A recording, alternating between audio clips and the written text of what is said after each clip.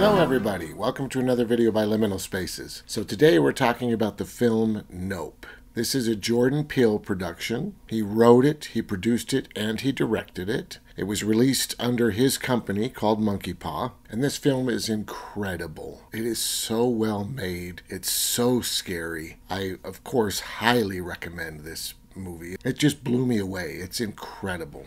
It's truly an incredible film. I'm going to mispronounce these names. I'm sorry. So the film stars Keke Palmer. She plays the sister. She's incredible. It's got Daniel Kaluuya, who plays the brother. And of course, he's in Get Out with Jordan Peele as well. And also, I didn't realize this. We've been watching the old Doctor Who television show, and we actually saw him in an episode of Doctor Who back in the day. So that's pretty cool. It's got Michael Wincott as this crazy old cinematographer, Brandon Perea, who plays the character Angel, and Stephen Yeun. Now, Stephen Yeun, this character kind of steals the story, to be perfectly honest with you. I don't want to say that the actor steals it, because all the actors in this are incredible, and his acting's incredible as well, of course. But the combination of the way the story's filmed and the way it's written and the acting and directing, I think kind of makes this area of the film more prominent than the rest of it.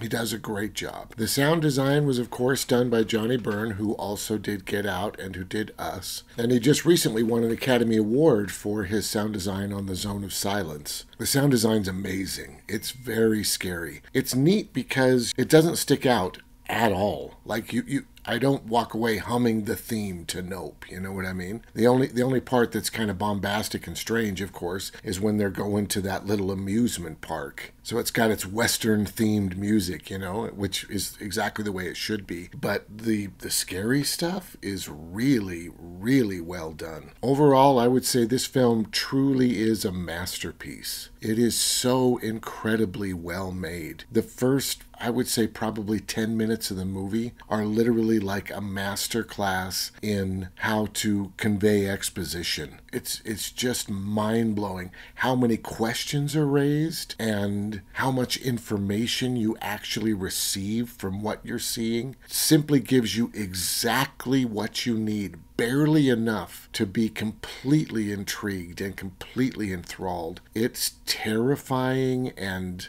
aggressive and just strange. It's the first 10 minutes are just incredible. Truly, truly incredible. And once it's got you with those opening sequences, then you're just free to ride through the rest of the film. It's so amazingly well done. I do believe the ending has some problems, which I'm going to get into in just a moment. I think this film could have been literally right up there with 2001 if the ending was just a little bit different than it is. But this is truly, truly an incredible film. If you like horror films, if you like monster movies, if you like UFO movies, this is a must. It's one of the best ever made. Okay, so I'm going to go into some spoilers now. Just want to talk a little bit about some of the issues that I had and some of the things that maybe could have been changed in order to make this better. So this, of course, is a monster movie. It's not a ghost movie. It's not that kind of scary movie. It's a monster movie, straight up. And it has all of the violence and the gore, everything you'd expect from a monster movie. It's like Alien. And it's kind of funny because I was thinking to myself, what movie could I do? Because we're coming into Halloween, it's spooky season, I want something kind of fun and kind of scary. Maybe I'll do Nope. I really loved that movie. And then I put it in and watched it again, and I was like, oh my God.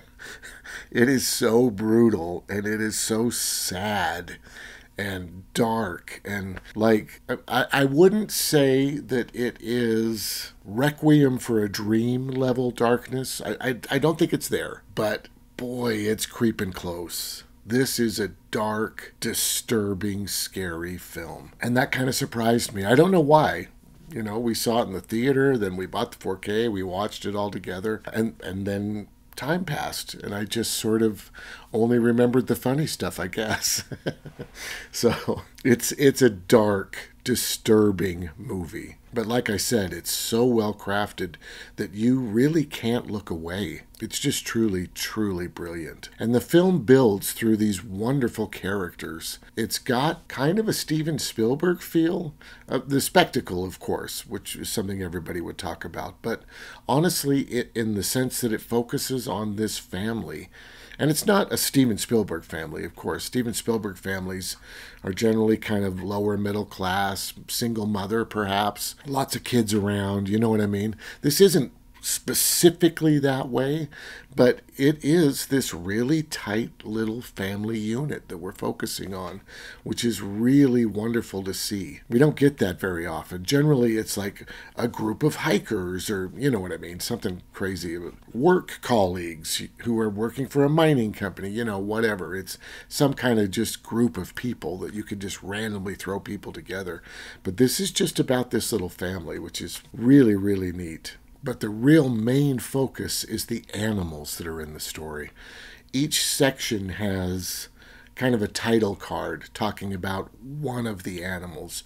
Most likely it's the horse that's going to get eaten next. But it goes through the horses, and of course it goes through Gordy, the chimpanzee that goes nuts and kills a bunch of people. And that fractures this story just a tiny bit, because all of a sudden you have the horses, and then you also have Gordy. Now, it's nice. It's well put together because the family is selling their horses to Jupe Park, which is owned by Ricky. So these two storylines are tied together through the horses. But one of them is so dynamic with this chimpanzee in the past.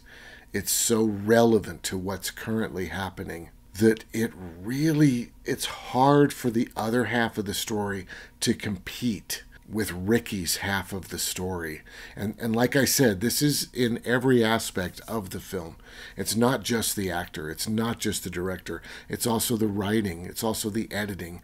It's so dynamic and so intense and intriguing to watch. From the beginning with the ape attack all the way through the alien monsters attack when he sucks everybody up out of the park. That feels like the real story and the real heart of this film. And don't get me wrong, everything else is incredibly fantastic. I kind of view this as a negative thing, because if it could have been just a tiny bit more balanced, I think this would have been one of the greatest films ever made. Because once Ricky's story ends, once Ricky gets killed, and you go into this explosion of spectacle, which is really fun to watch, it almost feels like the movie already ended, and then you're just watching all this crazy stuff that happens. And I've always felt like Spielberg has kind of a problem with the endings of his films. I think the key one that really jumps into my mind is probably Poltergeist. Poltergeist feels like it could end when she says this house is clean, you know? But then you get this massive movie spectacle, which is not bad to watch. I want to make it very clear. It's fun to watch it. But it's weird that it's kind of tacked on the end, you know? Like, I almost wonder if Nope would have benefited from a little bit of out-of-order editing, if they could have had all of that stuff with Jean Jacket happen and then ended the film with that Friday night performance where that little audience gets eaten by the monster, so that you're watching it out of order. I wonder if that would have kind of helped carry that through line, because to me, the muddiest part of the movie is the ending. Everything is so clear and so perfect and so well done until you get to this crazy ending. And you've got this really bizarre cameraman, and you've got all these electric cameras.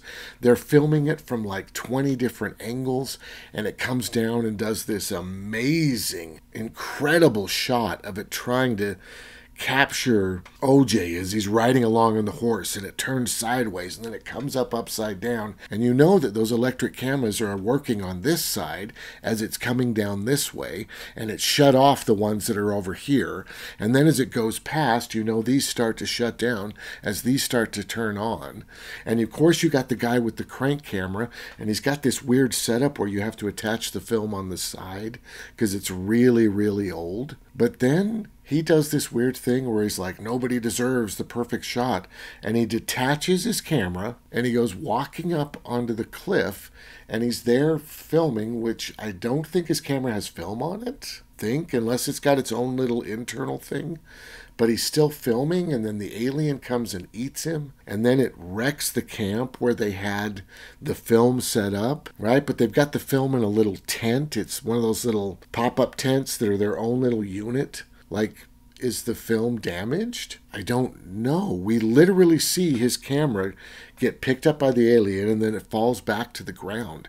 His camera's on the ground. If there's film in that thing, it might be good. You've got all the electric cameras that have been set up. I don't know where their data's being saved. I would assume somewhere in the house would be my guess. But then she jumps on a motorcycle and goes riding off to this weird camera in Jupe's amusement park, and she gets a photograph of it. So, like, I guess that's the money shot, and I guess they're going to be super famous on Oprah because they're the only people that have that money shot, which I feel like contradicts the whole story. This idea of exploitation is bad. Exploitation leads to death, you know, which I really feel like is and should be the point of the film. I don't know. It's a really, really strange thing. And then I read this. I of course, want to do a tiny bit of research before I go in and just make my video about it. But at the bottom of the Wikipedia page, there's this really weird thing that I don't think I like. Right down at the bottom, it says possible sequels. And it says, Peele convinced Peele and the Universal executives to change the character's take in the film's climax from being killed primarily out of interest in a potential sequel. So, of course, that's the guy who played Angel. And Angel says a really weird thing in the documentaries on the 4K. I watched it on the 4K disc. It's awesome. Truly worth checking out. We have to talk about IMAX for a second, though. But he's the guy who played Angel. And when he auditioned for the film, Peele apparently went to him and said, I really like what you did in your audition, but if I cast you, I'm going to have to rewrite the whole thing. And he was like, oh, wow, that's bad. But then Peele said, so I'm going to do that. So I feel like Angel and Peele just really hit it off. Like I feel like they must have talked a lot about this and about how the script grew and changed, which to me is almost kind of too bad. Like, I feel like this film could have kept its terrifying, dark message if it would have ended the way this says that it did. If they all died trying to get the perfect shot, I think that would have been incredible. I think that's the whole point of the film. And I think changing that ending really hurt it. I think it made the Jupe stuff better because it really cheapened everything else that we'd been watching with this family. I mean, the death of the father in the beginning, it's so dark and it's so sad. And then these two dysfunctional kids trying to work together to make this thing happen, this stupid dream that we all follow. We all want to be rich. We all want to be famous, of course, you know. But if we pursue that too hard, we're going to ruin our chances at the other, maybe even more important things in life. And reading that, I was just shocked because I've never felt that the ending of this movie was spectacular. You know what I mean? It's just confusing. It's just strange. It doesn't make sense. It's scary and it's well done, but reading this, I really feel like they made a big mistake. And I do have to say, this kind of reminds me of Get Out. Get Out has an alternate ending. I don't know if you remember, but the ending of Get Out is everybody gets killed, and his buddy shows up at the last minute and takes him away and saves him, and they live happily ever after. But the original ending of the film was the cops show up and assume that he killed everyone, and he goes to prison for life. And that is a really dark, really amazing ending that I would have loved to have had on the film. But I do believe wisely, in this specific case, I believe wisely, the studio was able to talk to him and say, we want everyone to accept this film and to understand what this film is trying to say. And changing the ending of this film, even though it blunts your point, your point is still there. The point is still made. Black people have to be careful in America because of racism. But with that specific ending, I don't know that the film would have done as well, which means he would not be as successful in Hollywood and have the ability to make more films. So that was an interesting change that I think kind of worked. You know, the only reason we get to see Nope maybe is because of that change that was made. But in this case, I do not feel like it just blunted the point. I feel like it kind of broke it off, to be honest. I think this film could have been a lot more successful if the theme carried through from the beginning to the end. But still, it's an incredible film. It truly, truly is incredible. So I want to talk about IMAX just for a second. This was filmed in IMAX. There's a really neat thing on the documentary talking about the person who actually ran the camera through the film. I don't remember the person's name, but she was incredible from what they were talking about, because a lot of this film is handheld, and these cameras are heavy. These are IMAX cameras. Like, they literally compare them to the small fridges you can buy.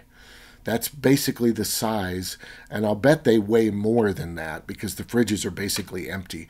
But they have pictures of her with this camera on her shoulder, and then like two other people around her, like holding parts of it so that she can keep it balanced and steady as she's doing this handheld work with IMAX cameras. It's pretty incredible. Truly, truly incredible. But that means this movie's supposed to be square. And I've talked about this on the channel before, mostly with Dune. This filmmaker is good enough that this film should have been square. When you're staring at that monster at the end, which is incredible, by the way, the creature design in this film is amazing. It's right up there with Alien. Straight up. It's terrifying. That weird box that comes out, and then you've got the little tendrils that are flipping off, and it's doing that pop thing where they're all just shooting out at the same time. The best way to tell if a monster's truly scary is if you're still scared looking at it after the initial reveal. And that monster comes up and you're like, oh my God, that's terrifying. And then you're supposed to relax because you know what it looks like, or even be disappointed because you realize it looks dumb. That is not the case here. You see it and you're terrified of it, and then it starts doing that snapping thing off the box that's in the middle, and you're still scared. You don't know what's going to happen. And that's incredible. The creature design is top-notch.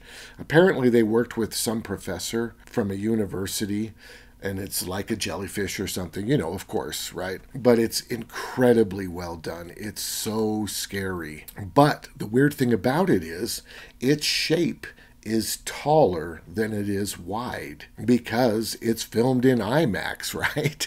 That's a brilliant choice. And having the top and the bottom cut off so that it fits on our televisions really hurts a lot of that imagery, I feel. And I want to reinstate, I don't want black bars on the side of my television. I don't want my TV to be smaller because everything is filmed square now. It's a really weird issue. I guess ultimately what I'd honestly love is if all IMAX theaters built out the sides as well as the top. I wish they retained the shape of film, but were bigger. I feel like that's what IMAX should be, not just square. Because directors that are really, really good, like Jordan Peele, are going to utilize that shape. Of course, that's their canvas. That's the movie they're going to make. And then they have to go in and they have to edit it. They have to decide, okay, are we going to show the top half or the bottom half? You know, are we going to try to put it in the middle? We'll just cut off the top and the bottom. It's horrible. It's horrible. And we're going to start getting into pan and scan eventually. Right? Eventually it's going to be like, let's show the top and then we'll just slowly pan down to the bottom, right? And we'll start to see movement in these shots where there initially was no movement from the cameraman. So that's a real shame. And I know the reason they don't want to release both of them together is because if you watch the IMAX version, you're going to be able to compare side by side what's missing. And you can already kind of look that up from Dune. I think there are people who filmed a little bit of Dune in the IMAX theater and then went and made videos showing the version that was sold versus what they were able to see in the theater and what you're missing in Dune. So I hope either this IMAX trend dies away or IMAX gets it together and is able to show widescreen films larger than normal theaters do. All right, so that's it for Nope. It's an incredible film. Absolutely a must for any horror fan. And honestly, I think it's kind of a must for any film fan. It's an incredibly well-made movie. I think they botched the end, and that's about the worst. Oh, one other thing I wanted to say real quick. There's deleted scenes on the 4K disc, and they're all cut for a reason. It makes perfect sense why they're not in the movie. But one that sticks out is they show the actor who plays the chimpanzee do the scene. They like literally edited it together as the actor before they put the visual effects of making him into a chimpanzee in the film. So you get to watch the actor do the Gordy scene. And it's really interesting to watch. It's cool because I was always amazed. Like at first you think, did they really get a chimp to act? And if they did, does that contradict what the movie's saying? You know what I mean? But there's this moment where the chimpanzee knocks the hat off his head. And I was like, that chimpanzee deserves an Academy Award. That's incredible. But of course, they did it with computer graphics. It's a human covered up. It's neat to watch that human actor do that scene. It's pretty cool. I really enjoyed it. All right, so thank you so much for watching. I hope you enjoyed this. If you did, please hit the like button. Make sure to subscribe because we have so much content, and have a great day.